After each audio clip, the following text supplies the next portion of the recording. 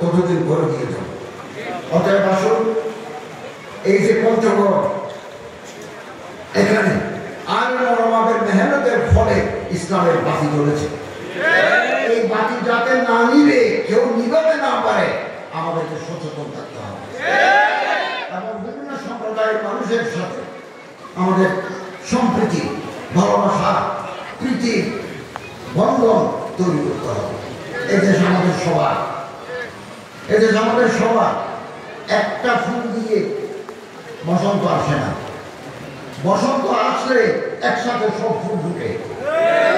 বাগানে নানা ধরনের মানুষ থাকবে, হিন্দু, বৌদ্ধ, খ্রিস্টান, পাহাড়ি জনগোষ্ঠী, জাতীয় গোষ্ঠী তো থাকবে।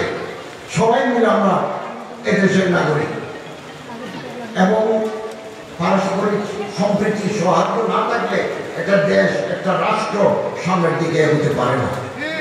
রাসূল সাল্লাল্লাহু আলাইহি ওয়াসাল্লাম জীবন আমাদের জন্য আদর্শ, আমাদের উত্তম আদর্শ। আমরা যারা সাধারণ মানুষ আছি, আসুন আমরা ওলামায়ে কেরাম যারা আছেন তাদের সাথে থাকি, তাদের নকশ কদম মতে চলি, তাহলে আমাদের সমাজ আলোকিত হবে, আমাদের ব্যক্তি জীবন আলোকিত হবে। আমরা একটা রাষ্ট্রকে হযরত ওমর রাদিয়াল্লাহু তাআলার আদলে একটা সোনার দেশে পরিণত করতে পারবো ইনশাআল্লাহ।